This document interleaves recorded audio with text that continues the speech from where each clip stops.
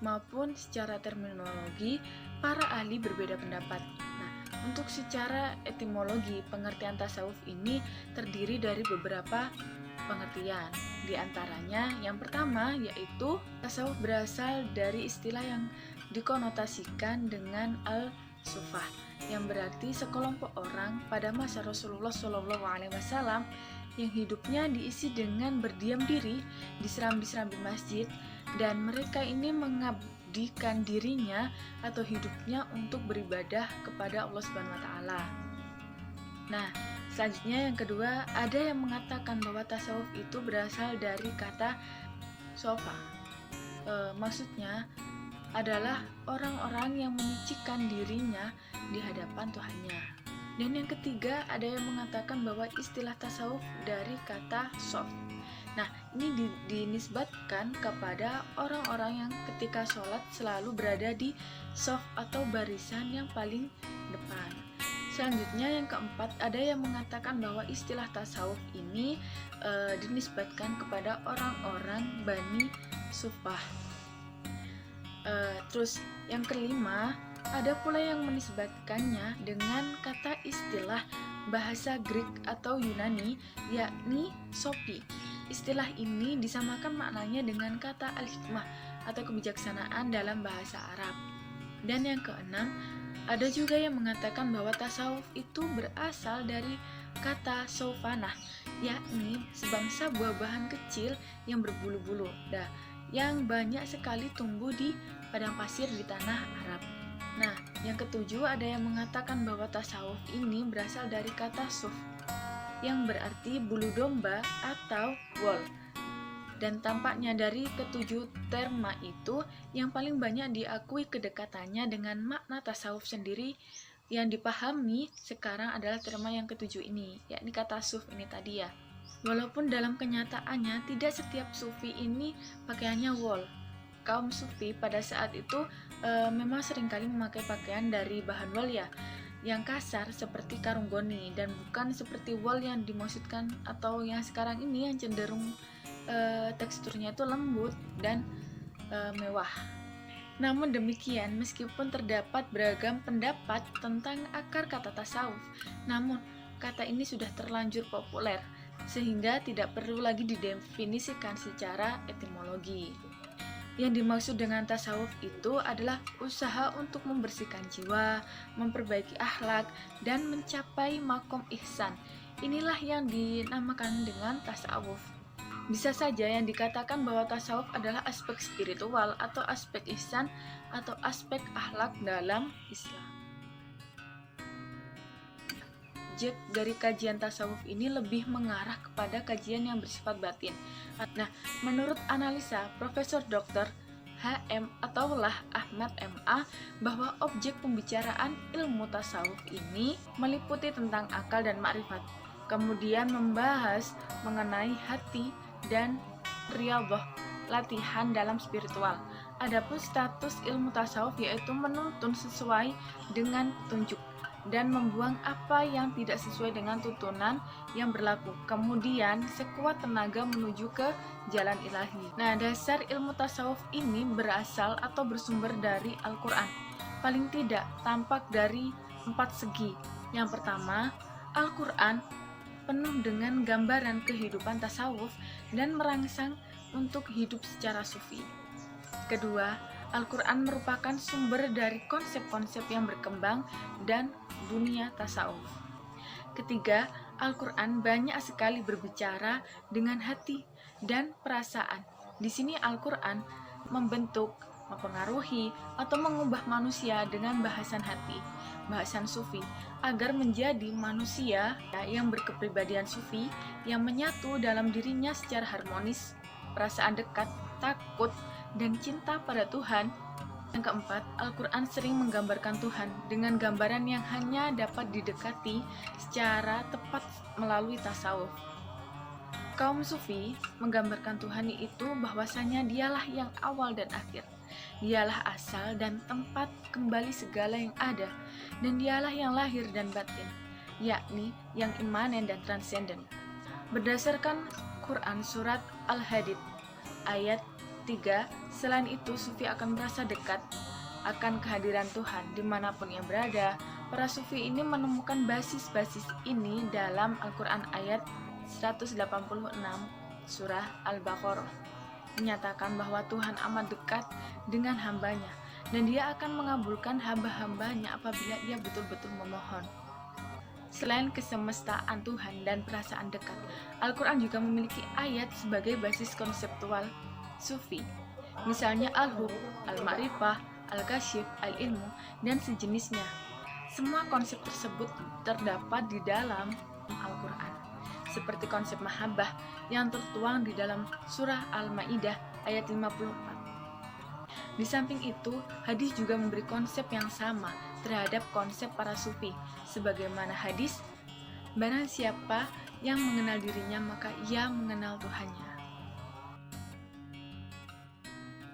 Tasawuf merupakan sebuah konsep yang tumbuh sebelum Nabi Muhammad SAW lahir, baik dalam segi wacana, perilaku, maupun akidah. Tasawuf ini terjadi setiap umat dan agama-agama, khususnya Brahmana Hinduisme, filsafat iluminasi Yunani, Majusi Persia, dan Nasrani awal. Lalu pemikiran itu menyelinap ke dalam pemikiran Islam melalui Zindik Majusi. Tasawuf ini muncul sebagai sebuah ilmu pengetahuan itu pada masa sahabat dan tabi'in. Nabi Muhammad SAW dan para sahabat pada hakikatnya itu sudah sufi ya. Mereka itu mempraktekkan selalu terhadap hal-hal yang mendekatkan diri kepada Allah Subhanahu wa taala, yang mana mereka itu tidak pernah mengagungkan tentang kehidupan dunia, tetapi juga tidak meremehkannya. Islam belum mengenal adanya aliran tasawuf, demikian juga pada masa sahabat dan tabi'in. Faktor yang mempengaruhi munculnya tasawuf ini salah satunya yaitu ketika kekuasaan Islam ini makin meluas dan terjadi perubahan sejarah yang fenomenal pasca Nabi dan sahabat. Ketika itu pula kehidupan ekonomi dan sosial makin mapan. Mulailah orang-orang lalai pada sisi rohani. Saat itulah timbul gerakan tasawuf sekitar pada abad kedua Hijriah, gerakan yang bertujuan untuk mengingat tentang hakikat hidup. Di antara perkembangan tasawuf, yang pertama, periode pembentukan dengan menonjolkan gerakan-gerakan zuhud sebagai fenomena sosial. Periode ini berlangsung selama pertama dan kedua Hijriah, yang dipelopori oleh sahabat, tabi'in, dan tabi'in tabi'in. Pada masa ini, fenomena yang terjadi adalah semangat untuk beribadah dengan prinsip-prinsip yang telah diajarkan oleh Nabi Muhammad SAW untuk kemudian mereka mencoba menjalani hidup zuhud. Kedua, pada abad ketiga sampai 4 Hijriah, pada sufi ini mulai menaruh perhatian terhadap hal-hal yang berkaitan dengan jiwa dan tingkah laku. Mereka ini mulai mengembangkan doktrin-doktrin moral yang karakteristik dan sistematis. Saat ini perbincangan tasawuf ini menjadi perbincangan umum tentang moralitas, sarana, dan metode menuju Tuhan. Pada abad ke-5 Hijriah, pada masa ini disebut dengan masa konsolidasi. Karena apa? Karena pada abad ini terjadi adanya pemantapan dan kembalinya tasawuf ke landasannya, yaitu Al-Quran dan hadis, dengan lebih mengutamakan pada penegakan cita moral. Setelah tasawuf dibawa ke model panteisme oleh Al-Bustami dan Al-Halaj. Selanjutnya, pada abad ke-6 dan ke-7 tasawuf, ini kembali menemukan suatu bentuk pengalaman baru. Persentuhan tasawuf dengan filsafat berhasil mencetak tasawuf menjadi lebih filosofis, yang kemudian disebut dengan teosofi. Dari sini kemudian muncul dua variansi tasawuf, yaitu Sunni dengan coraknya amali dan falsafi dengan coraknya iluminatifnya. Dalam rentang kira-kira seabad itu, praktik tasawuf ini memang kian menyebar luas, tidak hanya di kalangan para sufi saja ya. Tren itu melanda kaum awam. Selain berpengaruh positif bagi peningkatan kualitas kesalehan individual utamanya ya, tidak bisa dipungkiri bahwa tasawuf ini juga menebar benih-benih negatif. Tasawuf falsafi yang berkembang baik secara teoritis maupun praktis sehingga tersebar luas melalui tarekat-tarekat. namun menjadikan penyelewengan dan ketentuan syariat karena telah memasukkan unsur filsafat. Saat inilah kritik tajam atas tasawuf disampaikan oleh Ibnu Taimiyah, sehingga pada masa ini disebut juga masa pemurnian tasawuf, yaitu sekitar abad ke-8 Hijriah. Maqamat dan ahwal. Nah, tasawuf kan sudah kita ketahui bahwasanya yang mempelajari cara dan jalan bagaimana seseorang muslim dapat berada sedekat mungkin dengan Tuhannya, yaitu Allah Subhanahu wa taala, sehingga ia bisa melihatnya dengan mata hatinya, jalan yang hendak ditempuh seseorang untuk sampai ke tingkat melihat Allah Subhanahu wa taala. Karena tidak mudah ya untuk bisa menuju kepada tingkatan-tingkatan yang lebih tinggi untuk mendekatkan diri kepada Allah Subhanahu wa taala. Kita bisa melalui dalam hal ibadah, melawan hawa nafsu atau mujahadah, dan latihan-latihan rohani atau riyadhah, serta pemusatan diri untuk beribadah kepada Allah. Misalnya nih, tingkatan maqamat yang pertama menjadi seorang sufi adalah harus taubat dulu, terus zuhud, syukur, rasa takut dan rasa berharap, berserah diri, cinta, dan riyadhah. Menurut hal ini menurut sistematika maqamat yang disusun oleh Ibnu Athaillah. Nah, menurut Imam Ghazali menerangkan sebagai berikut. Nah, yang pertama kita tuh harus taubat dulu.